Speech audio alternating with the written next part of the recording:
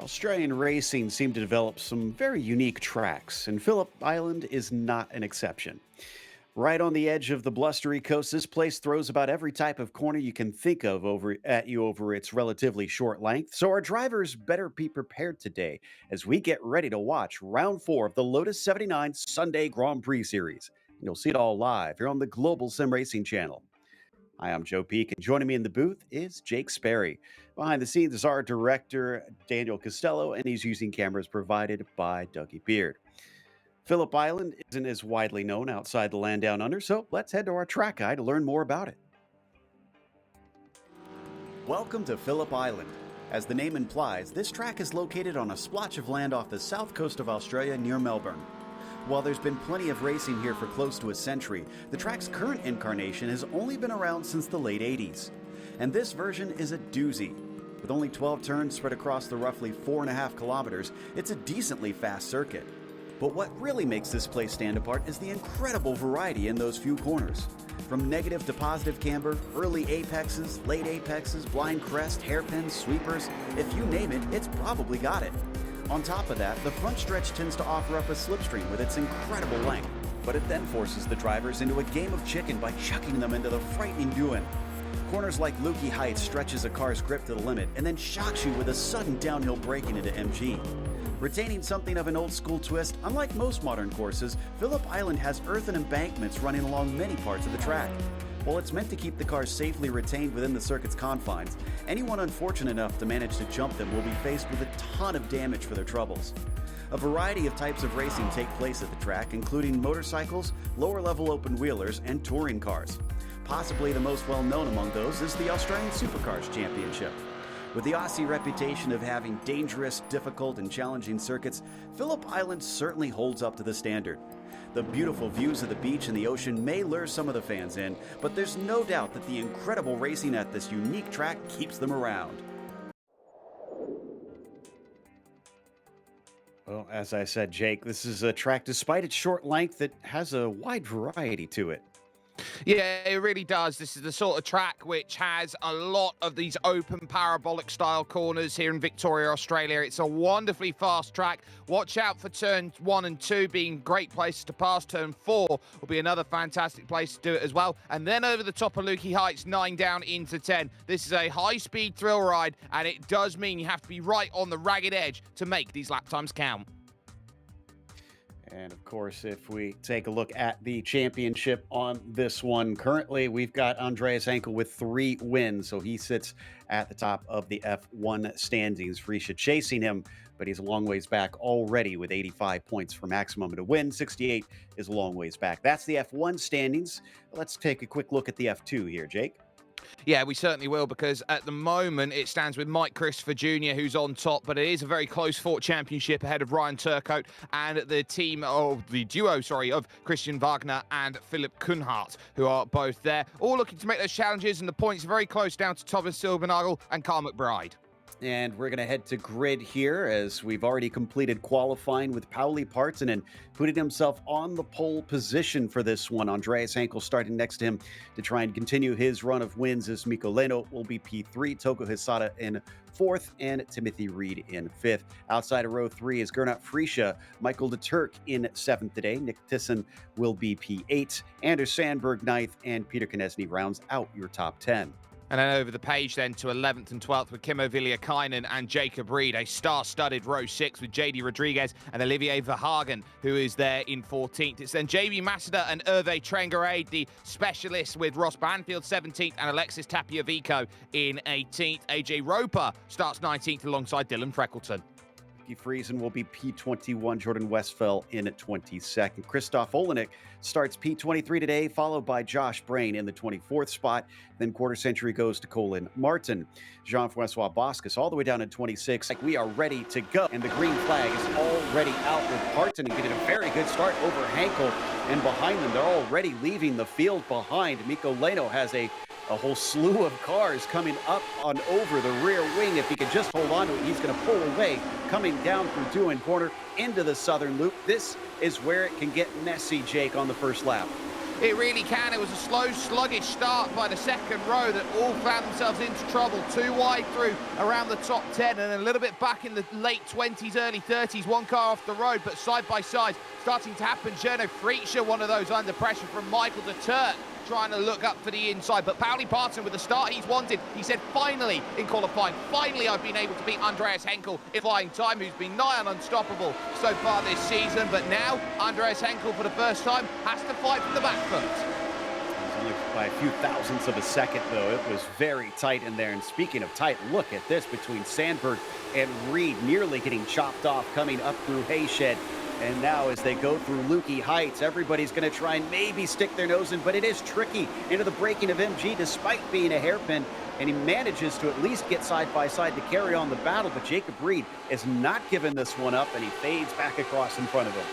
It's been a tough start this season for Jacob Reed. He's a former pro stripe. He's the two-time iRacing Grand Prix World Tour champion. And that's a massive off in the background there, flying through the gravel, about 25th position on-ish. So that was a massive, massive off, but able to gather it together. Timothy Reed also on the charge, but my word, how important it is to get a good start around this track. We're seeing it in full flow, but Jacob Reed, certainly a driver who needs to improve. Anders Sandberg right now going from attack to defense, because now he's got the former champion Kimmo Villiers-Kynen behind him, looking to get the Raccoon Racing Lotus 79 down the inside at Jungle Jack Miller's corner. He sends the lunge down in, but the outside line works, and now you're going to have to go around Siberia. He's going to be on the wrong side through Siberia. That quickly loses out for him, although he cuts back underneath. I thought maybe he had something there for a brief moment, but no, he'll have to try again, maybe up in the Lukey Heights. Whoa, that was brave, coming up through Hayshed side by side with a pair of them just as we started to look away, and they almost made contact. They may have actually made contact up through there. Look at how it's checking up behind them, including... You're right, and he slipped around. That may have been the Furaman that just clipped him. It was indeed Rodriguez, who we saw off briefly ago. Yes, so Villiers-Kynen just picked up a fantastic run going through the Hayshed, looked at the door being slightly open, they slid about, made a bit of contact, but Anders Sandberg clearly rattled by that and then just loses out. It's a lazy loop, and that's how quickly it goes by. Banfield now in the middle of all of this, and it's starting to get really aggressive now, here in and around 14. He's got behind him Christoph Lenizak, who is there in 15th position. He's up 8 spots off of the start of this race, your biggest mover in the field.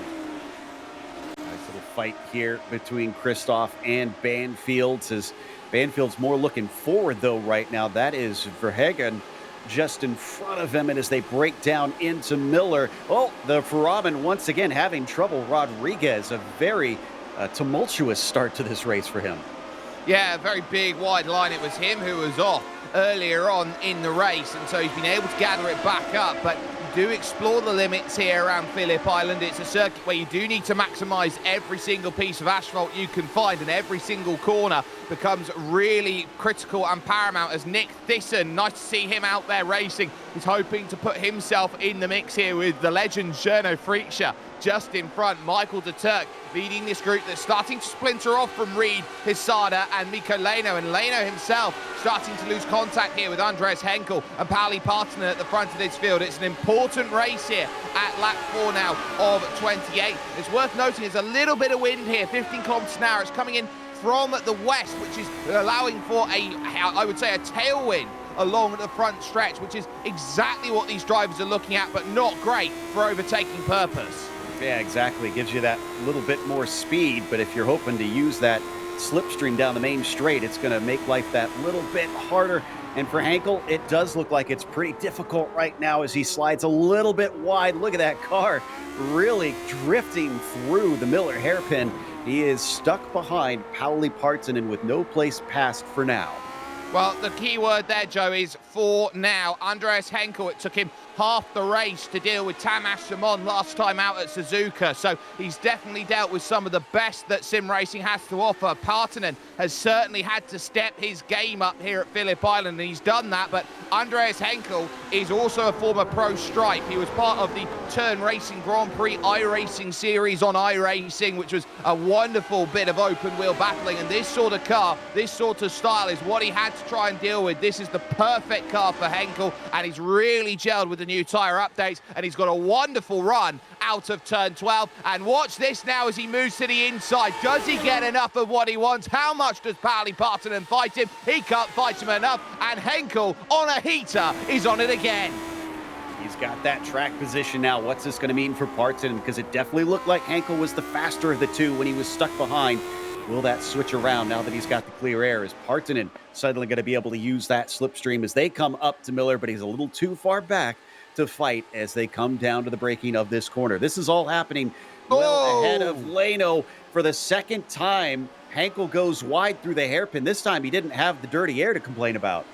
No, he didn't. That's just a case of he outbroke himself slightly, and by slightly, I mean he only outbroke himself by 2 meters. The back started to step out, but the mark of a driver like Andreas Henkel with the Sebastian Vettel helmet that he's wearing right now is that he kept the car in check and did what he wanted to. Hesada in 4th position now finds himself stacked up behind in the middle of nowhere here because he's got Timothy Reed behind trying to find a way through, and Mikko Leno is desperate to try and keep on clawing back to Pauli Partanen and bringing himself a chance to race for 2nd position overall. Hesada is pretty much in a race of he can't stop, but he can't afford to look behind.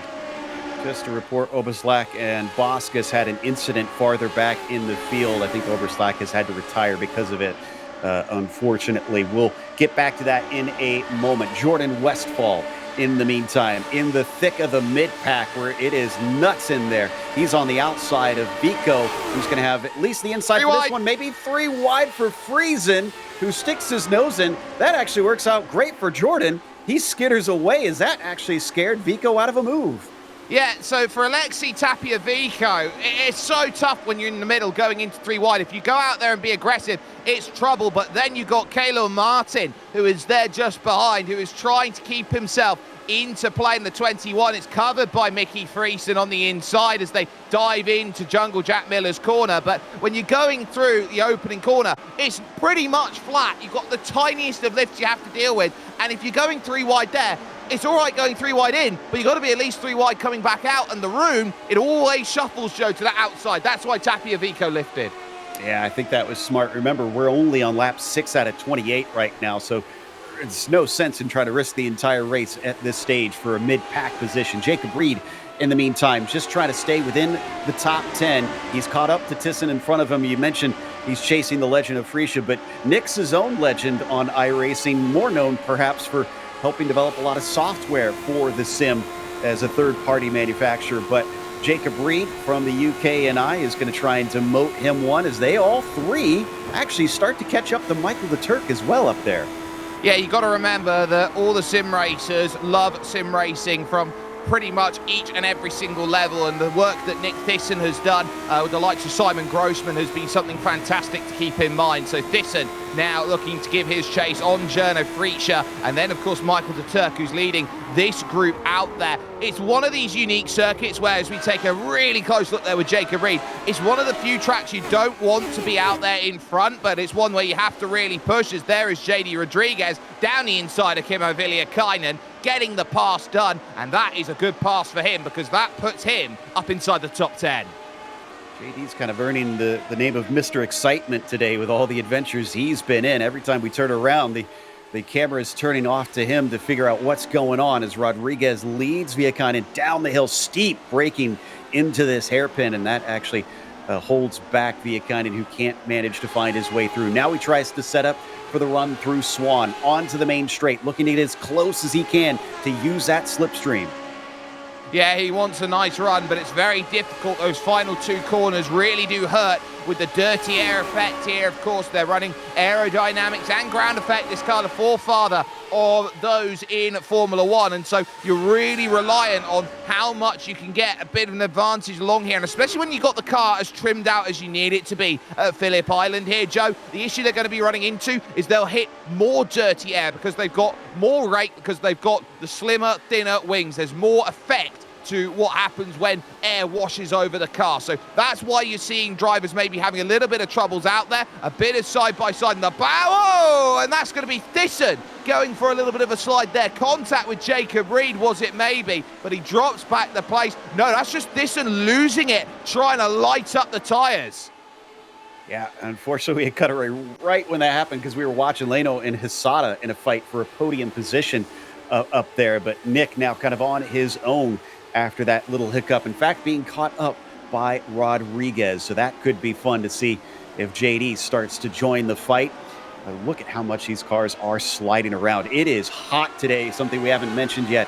The track temperature up to 107 degrees. It started at 102 during qualifying. Yeah, it's a really hot track here, so that's 42 degrees out there as here comes Togo Hisada now to the outside of Mikko Leno through turn one. If he can manage this, he'll be really happy, but he doesn't quite have the drive as in comparison to Leno on the inside, who's able to attack the southern loop a little bit more aggressively, and Hisada has to fall back into rank and file.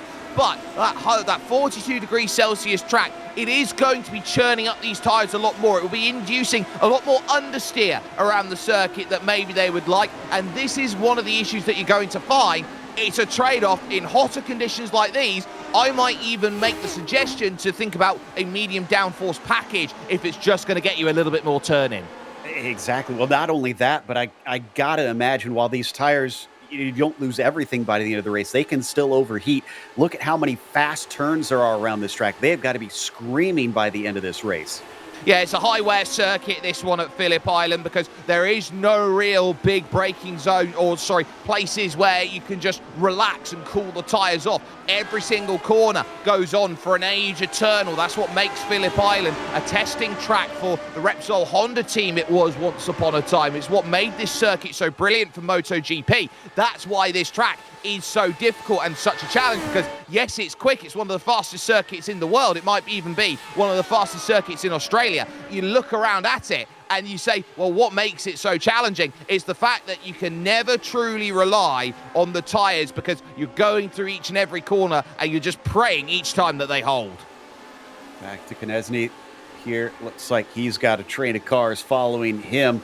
That's Ross Banfield directly behind him currently. Then you've got Christoph in the number 16 just back there. Knesny in the yellow machine. Actually, he's not too far back from Verhagen in the light blue and white. In fact, he's going to take a little bit of a peek, but can't get the overlap he needs.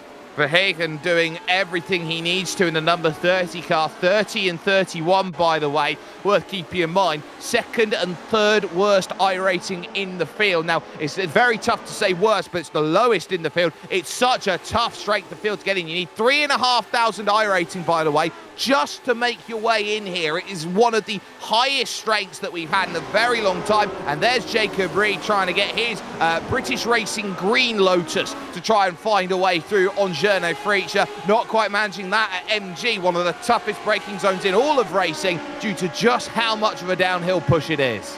Everybody remembers the Martini liveries with the white, red, and blue, but for a brief while, the Lotus team was sponsored by Martini with that dark green, which is what he's paying homage to. And Togo Hisada here still stuck behind Mikko Leno, trying to make it keep from having two of our Finns up on the podium as they've dominated many seasons, but they're finding it a little bit harder this time around. The tire seems to have brought many other countries into the fray.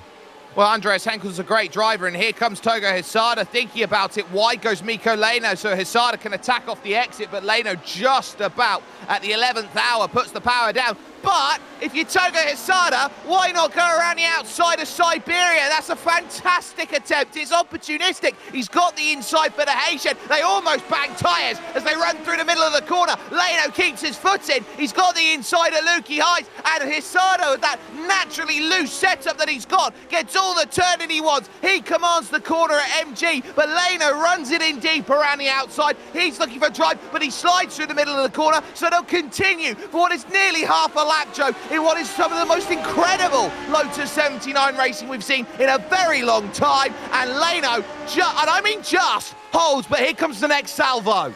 Oh my goodness, leave it to Togo to pull a move like that. Nearly got it done. He's going to get another try at it, round the outside into doing. Can he make this one stick? No, just not enough grip outside there. He has to give way. He gives another look coming into the southern loop, but no, he is going to be denied again. He's got to watch out. Timothy Reed, just behind him, has been just studying, watching, looking for an opening. None has shown itself yet, but surely all this side-by-side battling, he'll get his chance. dare I say it, that was the greatest move that never happened.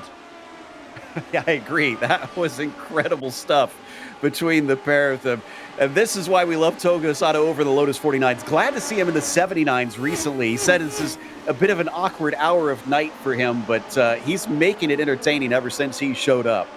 Absolutely. It's very difficult in Japan. It's right now about 1 o'clock, 2 o'clock in the morning. So he is really having to schedule his time and his efforts properly, of course, with his university studies as well. So it really does make it difficult. Jacob Reed, by the way, finds himself in a very sticky situation here because he's just lost out to Nick Thyssen for position. That was for 8th. And then he'll look behind at JD Rodriguez, and the J means jumping because he's jumping up the order. He's looking to go +4 the same way right now, and he's looking at this thinking, you know what, I've reached the next train, I've got the next half of the race to go and work with, and speaking of that, 1.1 at the front, it's looking like it is advantage Henkel, and it's a pretty much, if you wanted to equate this race into a game of chess here, Joe, it's check right now for Pauli Partanen. It is very chess-like, even though the battling has been hard. There's not many drivers that have changed position up at the front.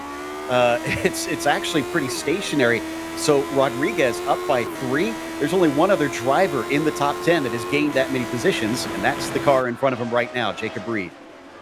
Oh, and that's Peter Konechny going around there from 14th position. He dropped 4 off of the start, and the southern loop is one of the places you do not want to be looping the car around. He's just dived it into the corner. He's just overcooked it in, trying to lean on the trail brake through the middle of the corner, and the back's just said, no, you've got no grip left, and essentially he drops down the places. But JD Rodriguez now up into 9th. He's got the pass that he's wanted to now, and he got it done quite comfortably over at turn number 4 at Jungle Jack Miller's corner, and he got it done from a very, very long way back. He actually caught Jacob Reed napping as he tried to attack off the exit, and I think Jacob Reed realised that, how aggressive he was off the exit, and just let him go.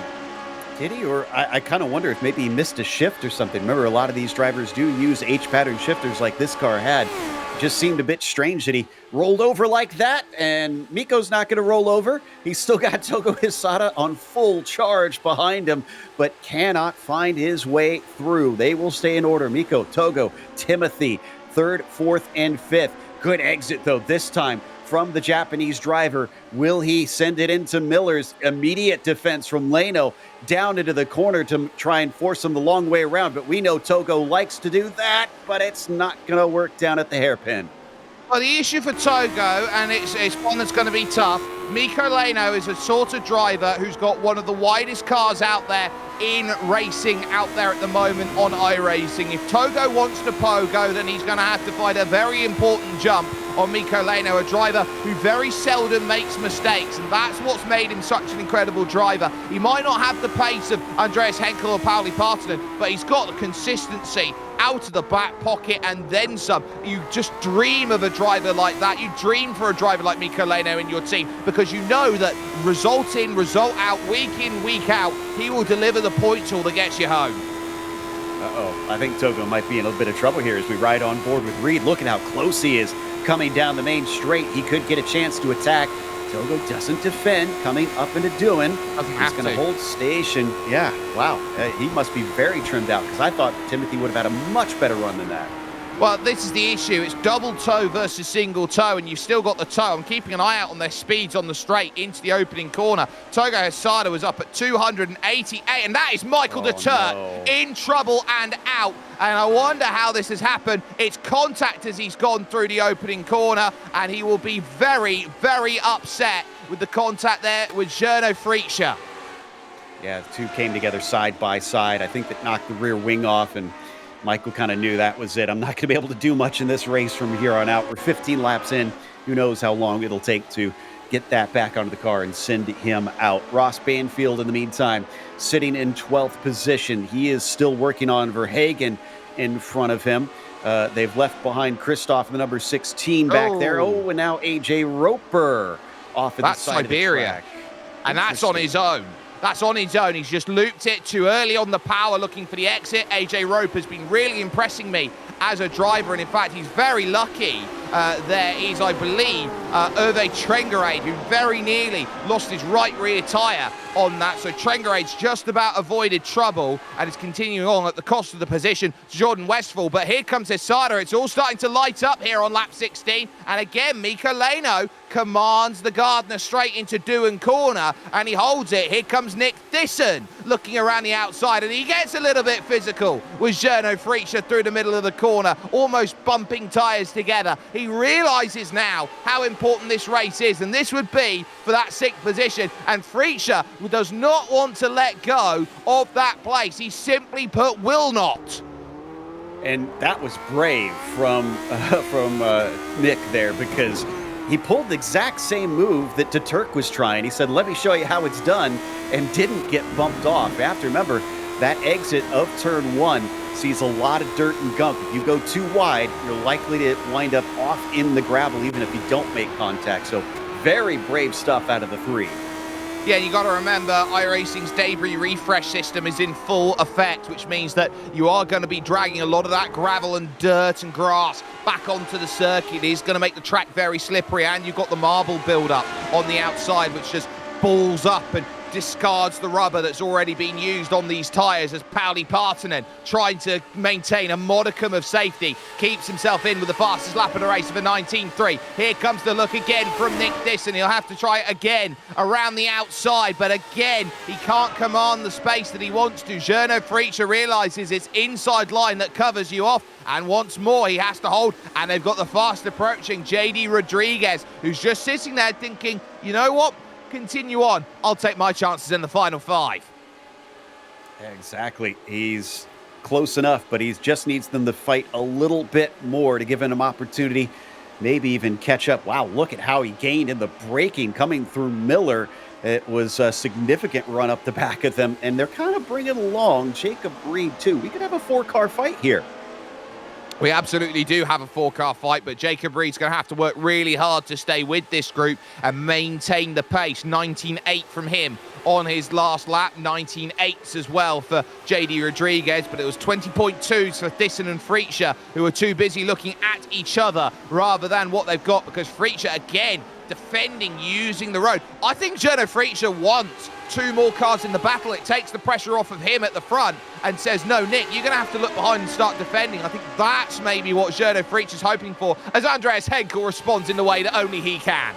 Yeah, it's about a second apart up at the front, so there's not much happening there. Not quite like what we've been seeing here in 3rd, but it's been history repeating itself. Togo just can't seem to do anything into the first corner, get enough around the outside to shut the door and make it stick. Oh, Timothy Reed, though. Could he have a chance? Now, I wonder if Reed has a little bit too much wing in comparison to the other two, because it looked like he had a great shot off the corner, but Hesada just ran away from him. Well, 268 in on the brakes, 269 for Togo Hesada, so just the 1 kilometre an hour's difference. Sounds like nothing in this world, but I think Togo Hesada is driving a much different style of line right now, which is what's giving the chance to Timothy Reed. I think the big difference, though, is that Hesada's having to take these lines because he's trying to do something different to get past Mikko Leno. He's really trying to get in the mirrors and make him suffer and struggle as he gets a little heavy, does Leno, over the curb there at Lukey Heights. He's got to be a little bit careful about that, because the car can very easily snap away if he's not too careful, and he is again trying to rag on those rear tyres for any amount of grip. I can definitely sense that Mikko Leno's pushing at 10/10, trying to keep Togo Hesada behind. Here comes the launch once again. This time, is it going to be close enough? I think Togo Hesada here is going to back out of it at this moment in time. Doesn't want to go for the move here because he's trying to get this massive slingshot wiggle. Middle of the corner for Mikko Leno. Now around the outside of the southern loop is an opportunity. If you take a wide line like that, why don't you attack the exit? Jungle Jack Miller's corners the place, but Leno is so good through 2. He's trying to think outside the box here, and I was just wondering if we'd see him try something a little bit different this time. Shows his nose, but he knows that that is too far back to really affect any sort of pass, so he'll stay in line as we jump back to Mickey Friesen now here in 17th. He's at the back of his own train. That's Dylan Freckleton, Ove Trangrade, and Jordan Westphal in front of him. Yeah, and being on the back of the train here at Phillip Island's tough. You've got to find a way to move on through. Lap 19 of 28. Yes, this is the movement phase of the race. You've got to start jumping up the train be it one position at a time. And Mickey Friesen would love to pick up a few points here over the likes of Freckleton and Trengarade and Westfall, because these points do add up by the end of the season. Remember, here with the Lotus 79 series, it's best 10 of 12 that score for the title. So you've got 2 drop rounds. So essentially, this early stage of the season through the first 6, if you haven't used your drop round or feel like you haven't used it yet, you have license to attack. Well, can he attack? That is the big question as we look a little bit farther back here to Josh Brain. One of my favorite liveries, this old early 90s IndyCar livery with the Valvoline on it. Oh, what happened to Hankel? He's off. It's so rare for him to make a mistake. He was out in the lead. He's outbroken himself into turn 2, and the constant pressure of Pauli Partanen has made Henkel crack. Unbelievable. I mean, that is extremely rare that we get something like that out of Andreas. Pauli picked up the pieces immediately. It's going to be tough to make up those nearly 3 seconds to catch the leader. Look at the slide from Rodriguez coming off the corner. No, excuse me. That's Frisha, I think, coming off the corner. No, Nick Disson. Oh, red cars. It's hard to tell them apart here. The 9 car of Nick having trouble trying to get the throttle down. That's going to put him down to 8th. Well, J.D. Rodriguez making wonderful on these moves. He is a firecracker of a driver who just knows how to get into the action, and that's where he thrives best. So some good moves there, but how often does Andreas Henkel make a mistake, and one that costs him about 3 seconds over Pauli Partanen? Daniel Gallus missing a tyre, and Kilo Martin has been in the pits for about a lap or 2. So it looks like there's been a lot of trouble out there. And here's Guillermo Martin Gonzalez Diaz, who's trying to keep himself in play. He just holds off Radzislav Zhukovsky. You got Anders Sandberg on the back, and he's trying to get through on everybody's favourite Barry West for position, and Barry is really having to fight here to hold these places. He looked really good last season, looked like he was trying to move up towards some top 10s. Clearly the field has got very, very strong from one season to the next, and now he's having to play defensive here, only for 23rd. Yeah, the big cat is not the only big cat in the jungle. At just over 3,000 iRating, which is incredible to think about in its own right, leading this quartet of cars. He's going to have to continue to try to keep this distance. He's just far enough away that he's at arm's length, and they can't really do anything from that far back.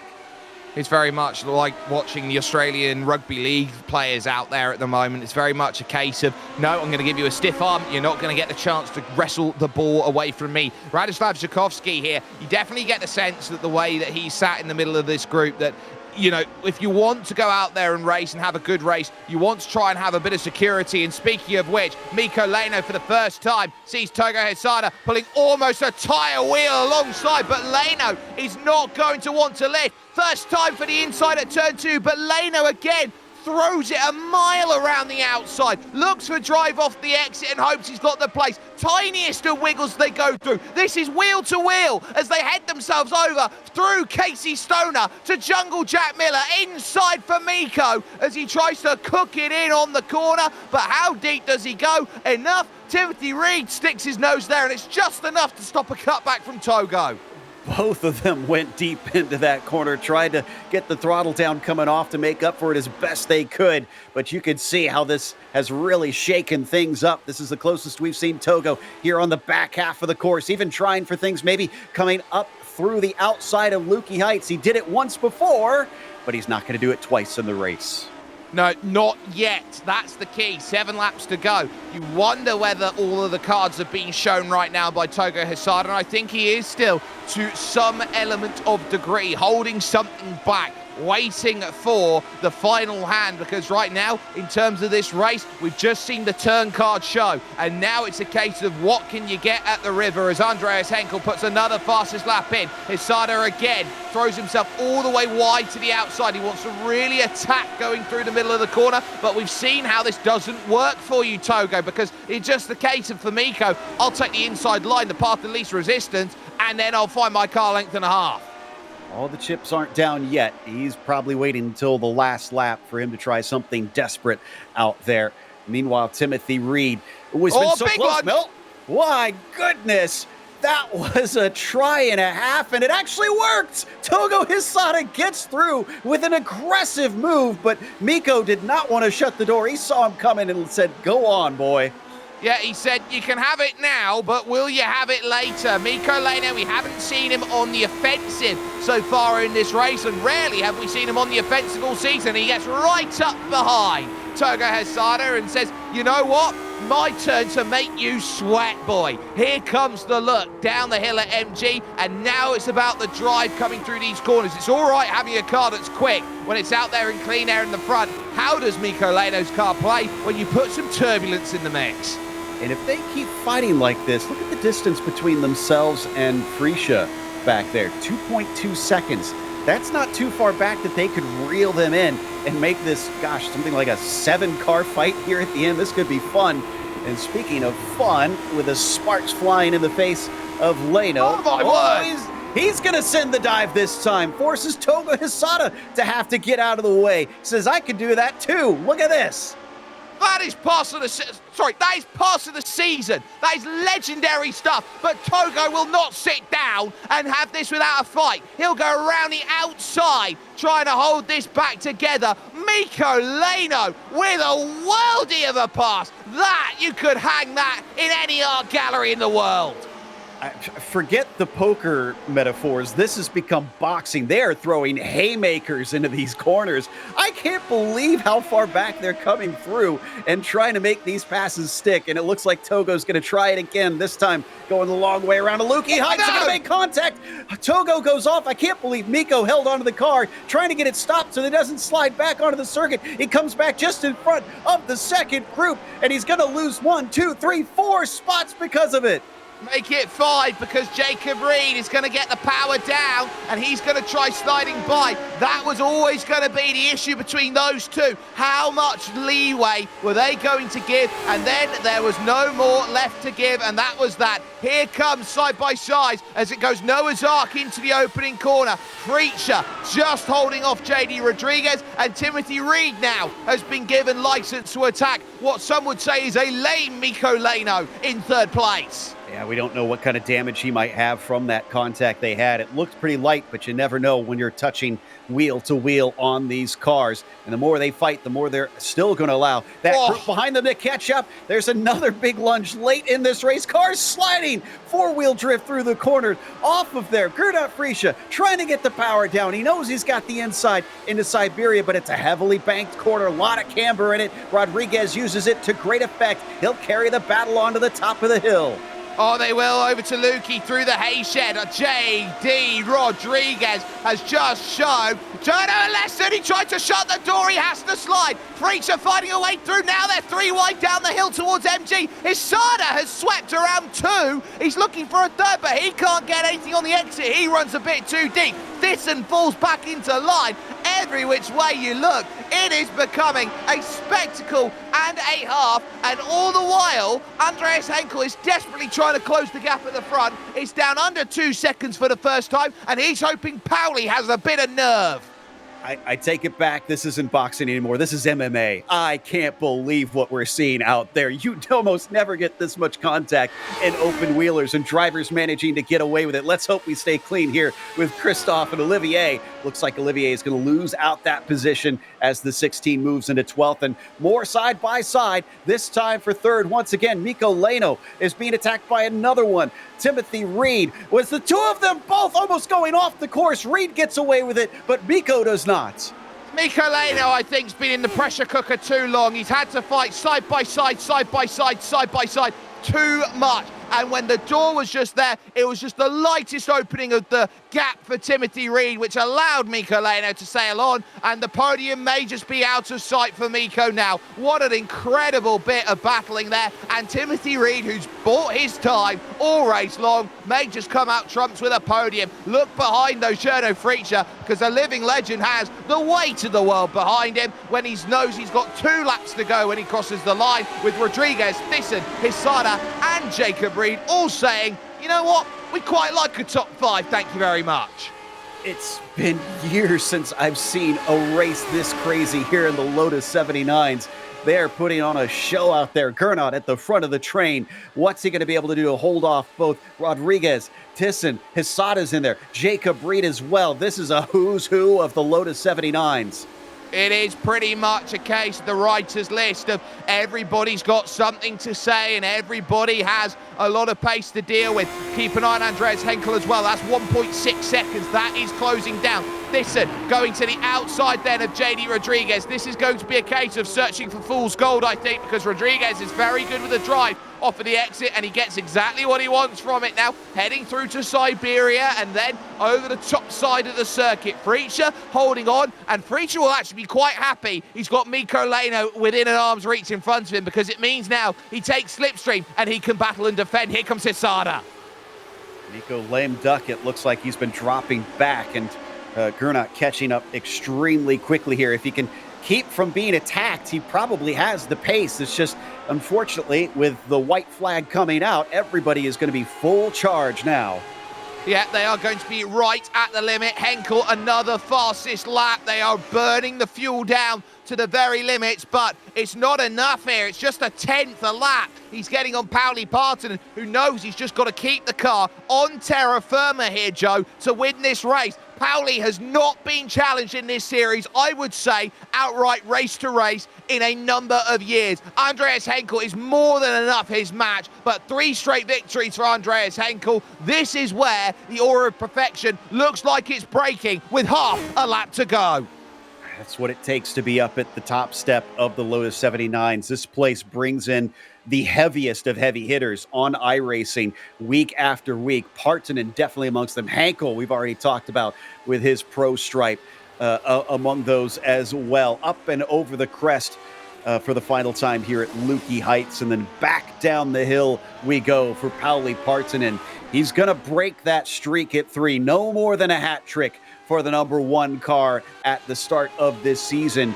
And he strikes back with a win in the land down under for the number 4 of Pauli Partonen. Yeah, it's an absolutely incredible win for Pauli, and I do need to note that JD Rodriguez has had trouble here on this final lap. He has dropped way down the order through mistakes, and all of that work that he did through is going to lose out. What a podium, by the way, for this guy, Timothy Reed. He waited and waited and waited, got what he wanted. Leno holds 4th, 5th for Freacher, but JD Rodriguez dropping back to 9th on the final couple of laps, and Olivier Verhagen going to lose out over the line. Christopher Lenejak getting everything he wants and then some, a gain of 11 over the course of this race, the big mover out of everyone.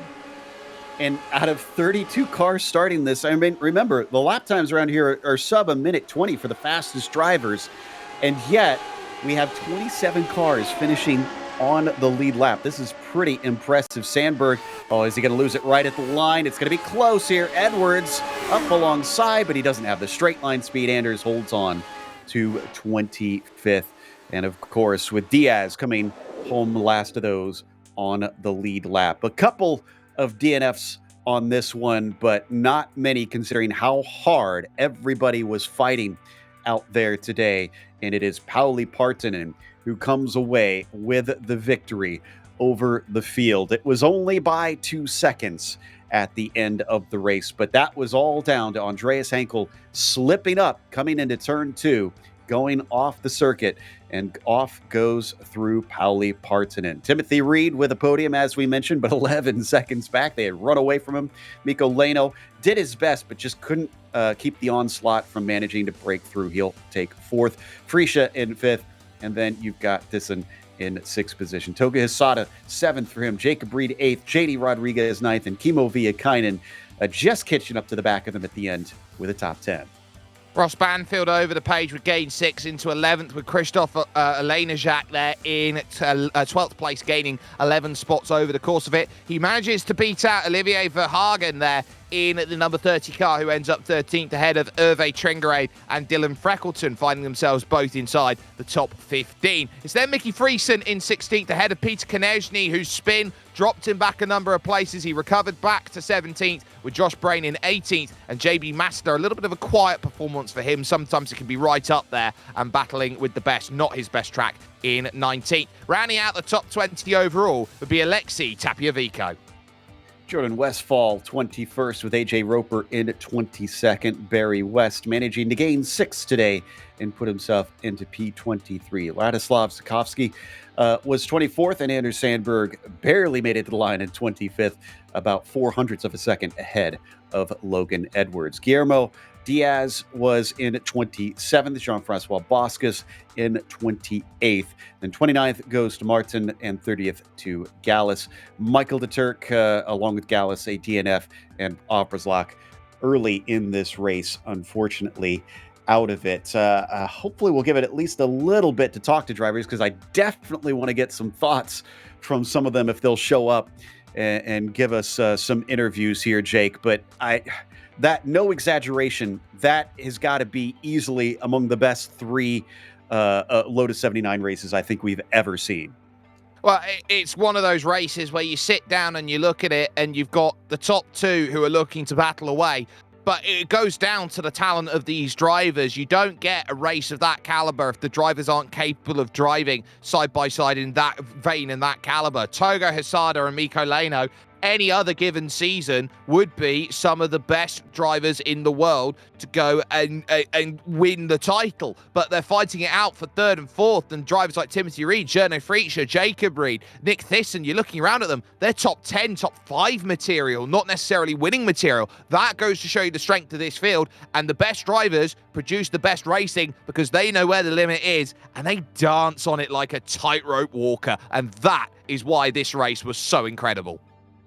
We've got one of our drivers from farther down in the pack. We were focused so far up the field that we didn't really get to check in on him much. Barry, 23rd today, but I mean, how does that feel accomplishment-wise? Because, man, there was a lot of fast drivers today. Yeah, that was ridiculous. I was really surprised I made the top split. I was looking forward to some IR in the second split, but oh dear, man, that was hard. Yeah. I was going to start from the pits, but there was, it was really clean the first couple of laps. Yeah, that was hard work to keep them behind me. It looked like it out there, and I mean, you guys seemed like you had some pretty good battles. But what was the track handling like by the end? There was so much slipping and sliding. Was the heat that bad on the surface?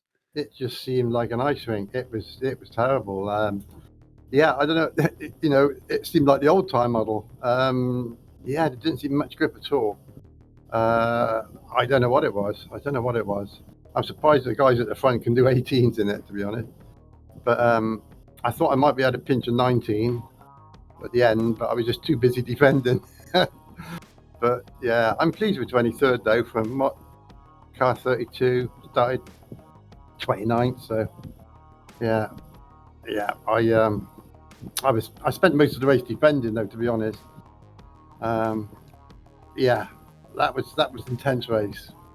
You weren't alone in having to do a lot of defending. If you'll go back and watch this one later. But again, thanks for coming and chatting with us, and hopefully we'll get to see you more in this top split this season. Yeah, well, I've lost 800 AR in the last 10 races, and the trouble is when you get further back in the mid pack, you take more risk, or you get hit, and it seems the downward spiral from at the moment. But hopefully, I'll get back up to the near 4,000 sort of thing, and then we can have some clean stuff again. But yeah, it's certainly a lot of fun with all these new drivers. So yeah.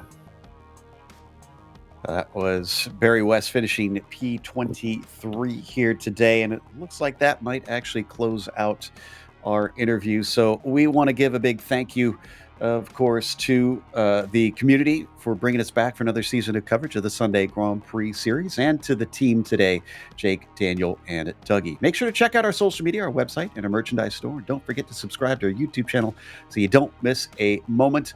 Next race is going to be at Oulton Park, Sunday, January 19th at 11:30 a.m. Eastern. That is always entertaining. That track is diabolical in these cars.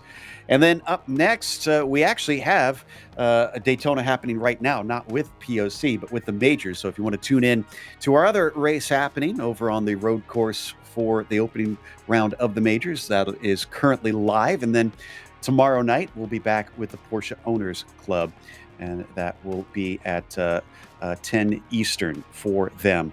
But in the meantime, be sure to check out our other broadcasts. And until next time, race clean, race hard, and we'll see you on the track.